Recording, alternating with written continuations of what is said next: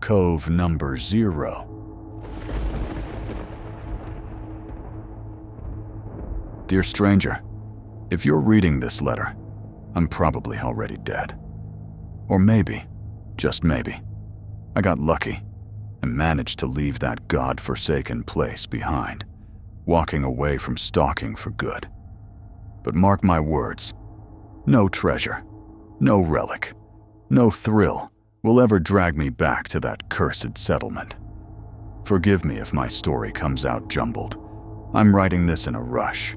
I think they're nearby. Still, let me explain. My name is Alexei. Alexei Fomin, though the boys used to call me the Walker. Fellow stalkers, like myself. After the Stalker and Fallout games blew up, a whole subculture spread across cities like ours. Young guys crawling through ruins, chasing adrenaline, and filming it all for YouTube. That's how I got pulled in. But I did things differently. I didn't waste time on your everyday abandoned buildings. I was after real Cold War relics, decommissioned military bases, state research sites. The darker, the better. I wasn't looking for weapons. I hunted civil defense kits, first aid boxes, army gear, stuff I could flip online to other fools like me. But the real prize, old documents, photos, letters, personal histories sealed in time. That I kept for myself. I was always into history. Like many Stalker fans, I dreamed of Pripyat. But with everything going on in the world, that wasn't an option. Not anymore.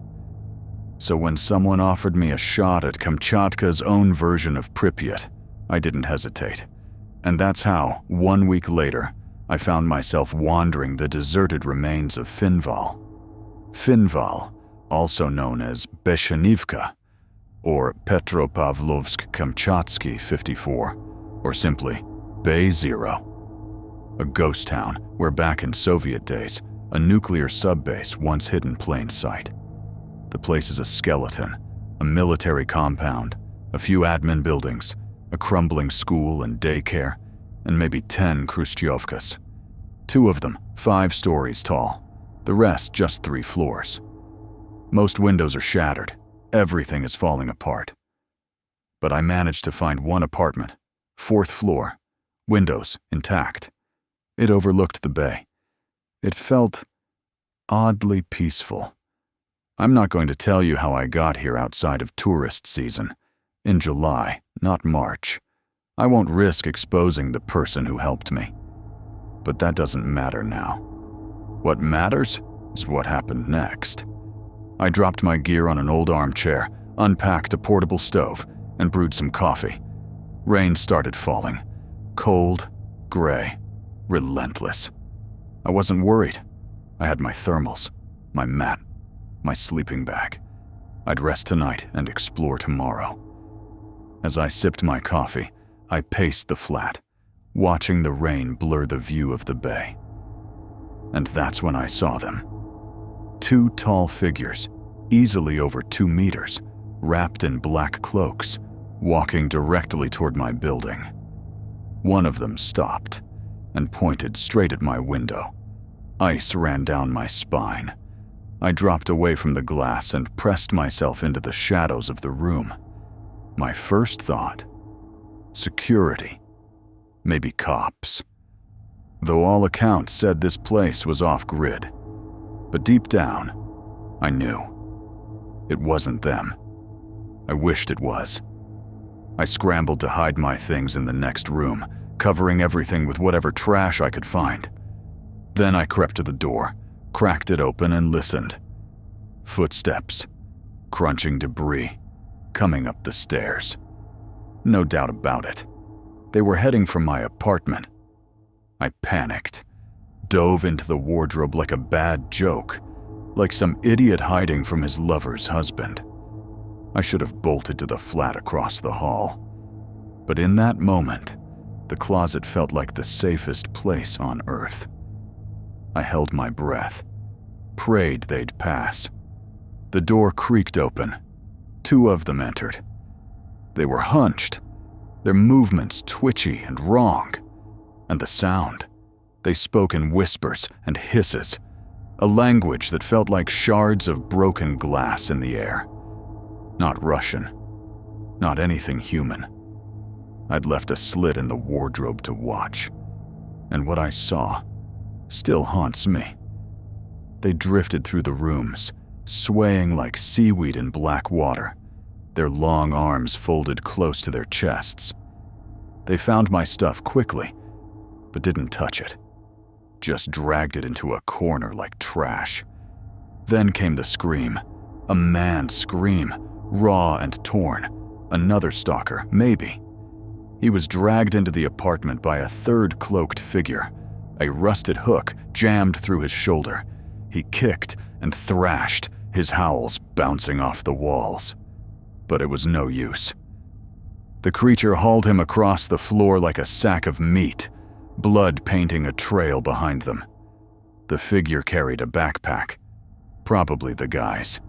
It slammed the stalker's head against the floor, once, twice, until he fell still.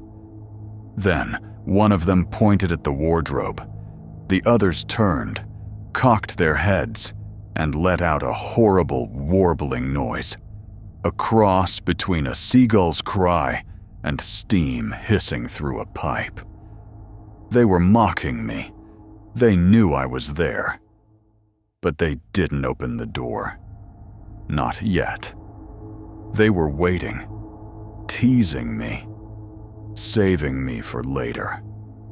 And then, they dropped their hoods.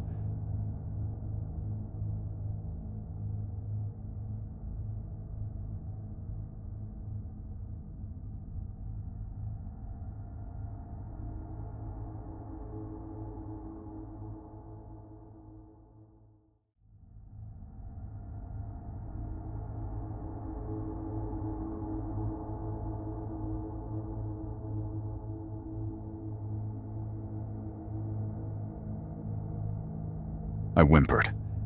Couldn't help it. They weren't human. Not even close. They looked like shrimp. Humanoid. Shrimp. Walking on 2 legs. Their faces were crustacean horrors, sparse tufts of gray hair clinging to their heads. Instead of feelers, huge black spider-like chelicerae jutted from their mouths. But their eyes were worst of all. Horizontal, goat-like pupils glowing amber. Their hands were almost human, pale, blistered, like skin scalded raw. I froze. They picked up the stalker and tossed him onto a desk directly across from the wardrobe, so I'd get a clear view. One of them ripped the hook from his shoulder and plunged it into his gut, slicing him open. The man came to, only to die screaming. A grotesque end. Then they began to eat.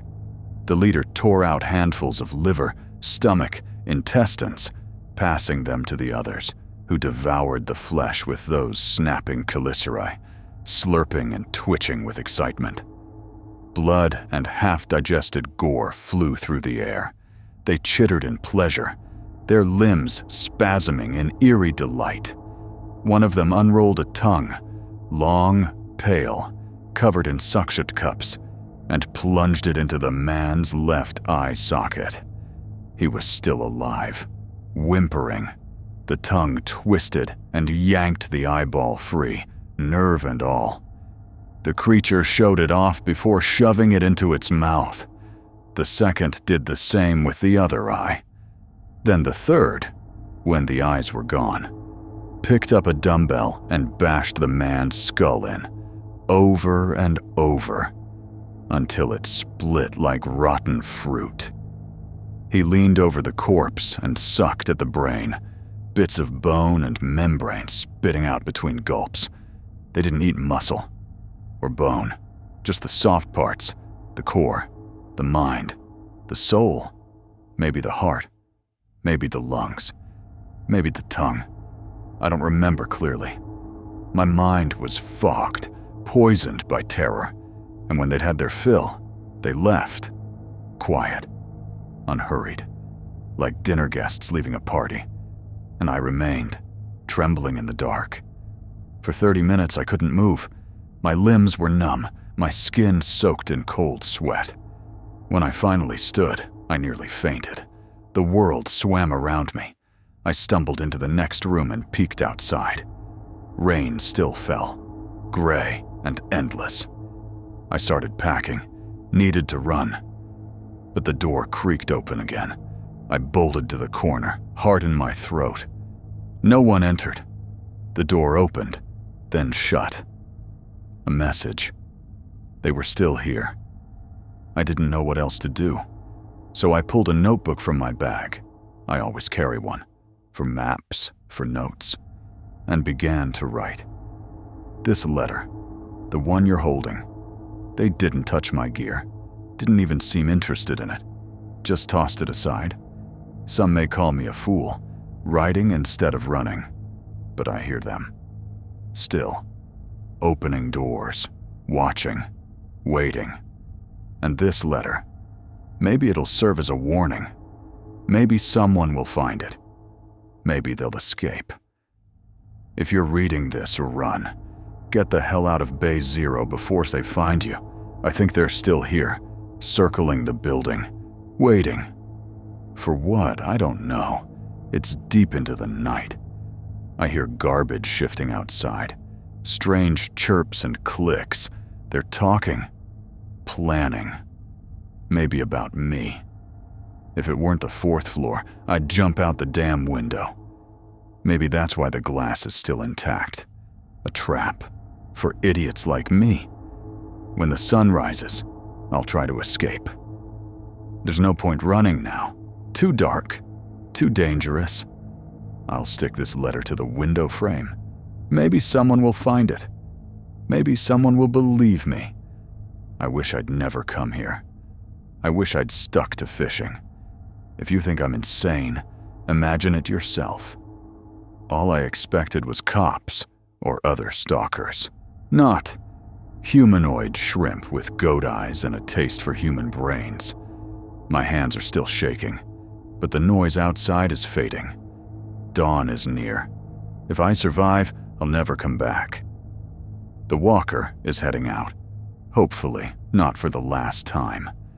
The letter, stained with blood and pinned beneath a stone, was found by tourists on a bench near the abandoned pier. The investigation yielded nothing. No body, no blood, no sign of a break-in.